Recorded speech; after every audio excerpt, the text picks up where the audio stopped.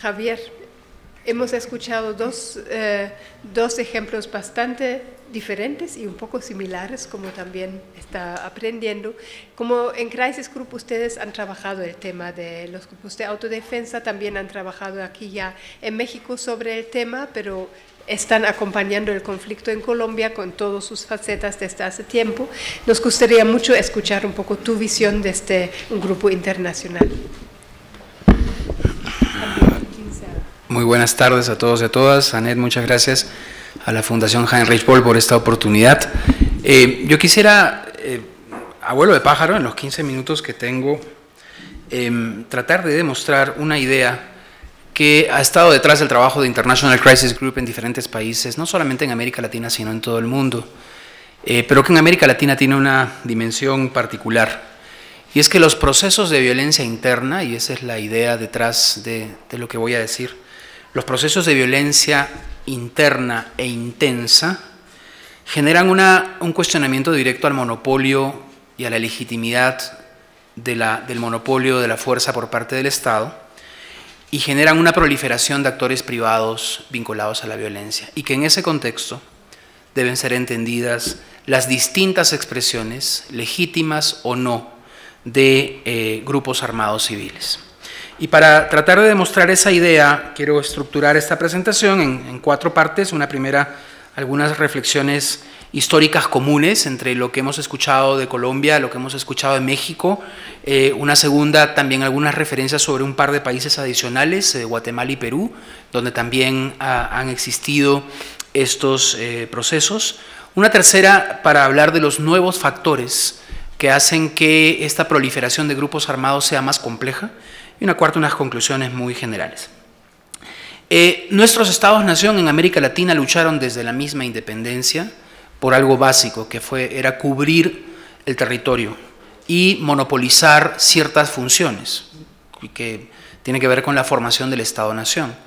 Monopolizar el cobro de los tributos, monopolizar el ejército o el reclutamiento militar y monopolizar la autoridad territorial. Y nuestros estados-nación, como todos sabemos, pasaron por altas y bajas, algunas muy críticas para lograr este objetivo. Algunos de nuestros estados lo consiguieron mejor que otros, pero en general los resultados, salvo excepciones de países muy pequeños, son bastante mediocres en torno a los 3 objetivos. No cobramos bien los tributos, nuestros ejércitos todavía no son funcionales y no monopolizamos el uso de la violencia en el territorio.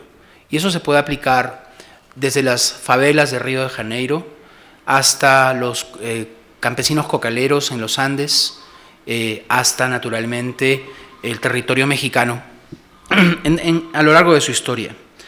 Y esta historia tiene que ver también con la legitimidad, no solamente la violencia como monopolio, sino también que la población acepte, no pasivamente, sino que se integre a un Estado-nación en donde es natural, legítimo, necesario que sea el Estado el único que porta armas. Y eso es una afirmación que en Europa se logró después de muchas guerras y muchos procesos políticos. En nuestra región no. Y la esquizofrenia latinoamericana es que a veces pensamos que sí, pero no. No monopolizamos el uso de la fuerza y la legitimidad del Estado es un tema en permanente cuestión, la propia legitimidad del Estado. En segundo lugar, lo que hemos escuchado tanto de Colombia como de México tiene que ver, como decía en la hipótesis, con la emergencia de procesos muy violentos, el de Colombia de larga data, 50 años o más, dependiendo del punto de arranque en donde midamos la violencia en Colombia, y en México 2006 o más, dependiendo a partir de donde midamos el estallido grande de la violencia. Y obviamente hay zonas en común que ustedes han podido escuchar, que es la disfuncionalidad del Estado, la falta de presencia de la policía, y la necesidad de la gente de defenderse frente a agresiones, lleva a que la población se arme. Sin embargo, hay puntos también discordantes. El paramilitarismo, al cual ya explicó bastante bien Elizabeth, fue una enorme tragedia y lo sigue siendo en Colombia, no solamente por la cantidad de muertos, sino por lo que llamamos un proyecto paramilitar. El paramilitarismo fue una interpretación de la sociedad en su conjunto. una sociedad contrainsurgente, una sociedad que basaba el control social en base al despojo de la tierra. En Colombia el paramilitarismo y la violencia en general está alrededor del uso de la tierra, ¿no? Y toda la discusión que ahora hay en La Habana, en el proceso de paz entre las FARC y el gobierno, también tienen que ver con el uso de la tierra en uno de los pocos países de América Latina que nunca pasaron por un proceso de reforma agraria serio y en donde la concentración de la tierra es gigante.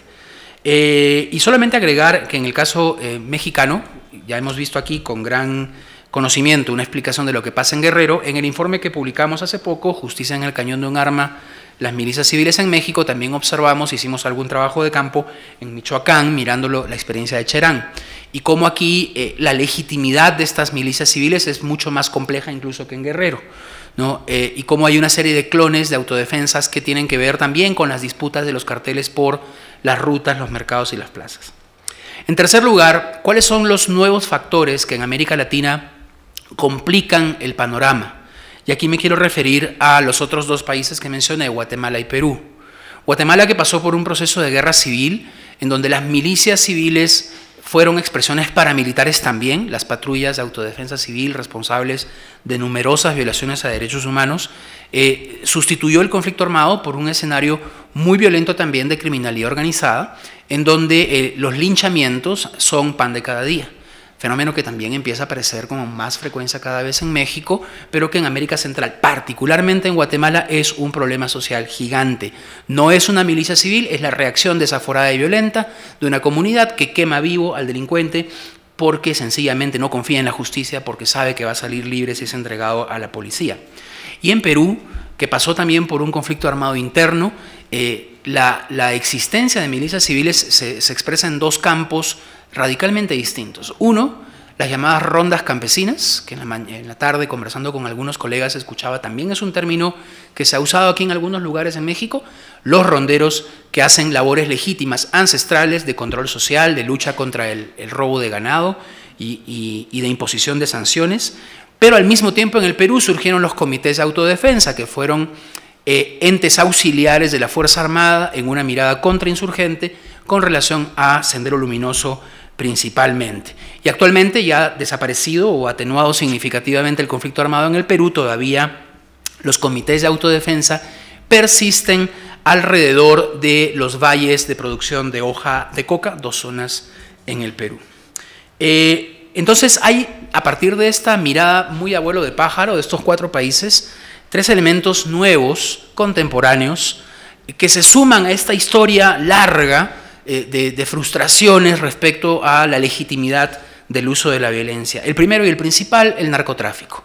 Ese es un factor que hay que mencionarlo con todas sus letras, es un factor tremendamente distorsionador de esta lucha de legitimidad del Estado, porque se trata de enfrentar organizaciones criminales que pueden usar o pueden tener cierto contenido ideológico. El proyecto paramilitar en Colombia fue un proyecto narcotraficante contra insurgente, las dos cosas al mismo tiempo, o puede ser mera y puramente criminal, como probablemente sea en la mayor parte de los casos en México, como lo es en Guatemala, en América Central. El narcotráfico requiere para su expansión controlar tres factores. Primero, necesita controlar la superficie de tierra en donde se cultiva la materia prima, los campos de amapola, los campos de marihuana y fundamentalmente los campos cocaleros que producen la materia prima con una gran inversión en mano de obra. En segundo lugar, necesita controlar las rutas por las cuales distribuye la producción añadida, el clorhidrato de cocaína o la heroína. Y en tercer lugar, las plazas y los mercados. Los dos primeros, las tierras y las rutas, están de Río Grande para abajo, lo otro está para arriba. Si el narcotráfico quiere florecer, necesita control social, necesita control territorial. No nos sorprendamos entonces que en aquellos países donde el narcotráfico es una presencia constante, la instrumentación de grupos armados, autodefensas quizás, no sé, son una expresión de la creación también de ejércitos privados, como lo fue el caso de los hermanos Castaño, antes de Pablo Escobar, en Colombia. El segundo elemento contemporáneo es que los procesos de liberalización que vivió América Latina en los 90s y a principios de este siglo llevaron a un curioso proceso de debilitamiento del Estado. ¿No? La asunción era que el Estado hacía mucho, tenía que restringirse, tenía que trasladar la actividad económica a privados, tenía que ser un ente, un árbitro de las actividades de los privados. Eso fue desde Salinas de Gortari hasta César Gaviria en Colombia, hasta Alberto Fujimori en el Perú. Eso fue continental. Y eso llevó a entender que el árbitro debía tener la capacidad de regular, pero si nuestros estados no son capaces de gobernar y administrar directamente, menos de regular.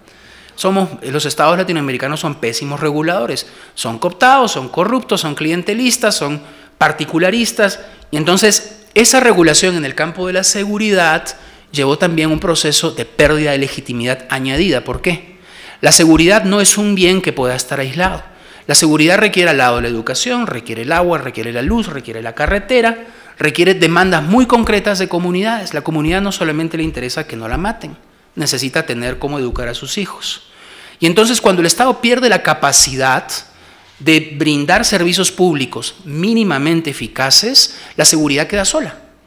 Y muchos de nuestros ejércitos y policías se transformaron en ejércitos de ocupación, en las comunidades rurales, en las comunidades alejadas. Y entonces eso añade en los últimos años un problema serio de legitimidad. Es el comandante de la policía, el comandante del ejército, al que la señora va y le pide educación para el hijo, la carretera, los ejércitos empiezan a prestar servicios públicos.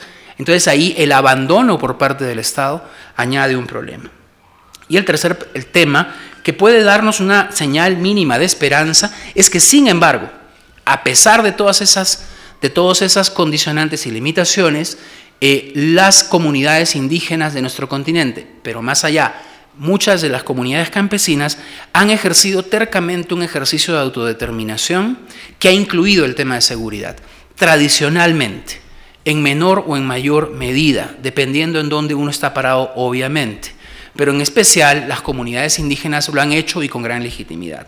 La Guardia Indígena, en la tierra de donde viene Elizabeth, ha sido un bastión de resistencia frente al proceso de violencia armada, tanto de la guerrilla como del Estado, y un garante de la seguridad, un ente absolutamente respetado, quizás el único, en materia de seguridad en las tierras indígenas del Valle del Cauca.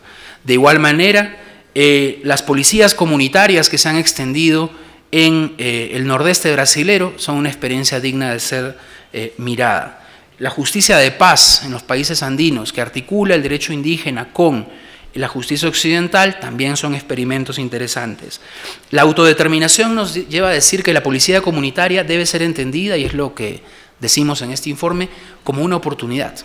Como una oportunidad porque ese Estado, que tiene grandes problemas para cubrir su territorio, grandes problemas para adquirir esa legitimidad, no puede solo, ¿no? Entonces las comunidades pueden servir para legitimar un orden social que no es necesariamente el de ese Estado centralista, sino es aquel que emana de las comunidades. Y termino con 3 ideas muy gruesas. La lucha de los Estados por conseguir este monopolio del uso de la fuerza con todos esos condicionantes produce, cuando hay procesos de violencia muy grande, enormes zonas grises, ¿no? Así como ahora mencionabas, no sabemos esto qué es, no sabemos cómo nominarlo, en dónde empieza la policía comunitaria, en dónde empiezan las autodefensas. Bueno, eso pasó en Colombia durante buenos años, cuando el proceso paramilitar se estaba gestando, porque hubo algunos frentes, Elizabeth, corrígeme, que asumieron legítimamente, pero localmente, la autodefensa. Y luego estos fueron cooptados por un proyecto paramilitar nacional que los arrasó. Segunda constatación, entonces, si bien es cierto hay muchas zonas grises y puede haber un caos en las expresiones de milicias armadas, los procesos de violencia intensa a la larga, si es que no se atienden debidamente, llevan a la consolidación de expresiones armadas regionales y nacionales. Cuidado, ¿no? Esto no se queda en lo local. Siempre el actor armado que tiene el arma de mayor calibre va a terminar usando argumentos más convincentes que la policía comunitaria si el Estado no apoya esos proyectos de policía comunitaria, las respeta y las promueve.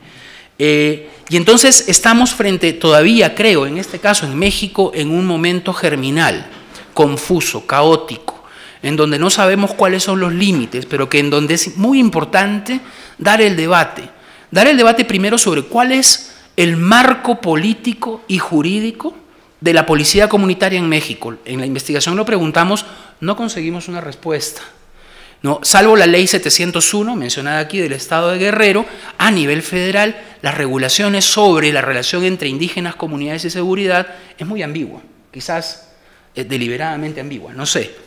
Y entonces hay que avanzar en esa discusión y, en segundo lugar, hay que tener mucho cuidado con endiosar a los ejércitos privados, así sean expresiones legítimas, ¿no? El monopolio del uso de la fuerza, salvo que se invente algo más, sigue siendo una buena idea. El Estado tiene que ser el que concentre, de repente a arreglos mucho más democráticos y participativos, pero el que concentre la administración de justicia y la administración de la violencia legítima. Entonces, en esa contienda entre legitimidad es en la que estamos ahora, y me detengo aquí.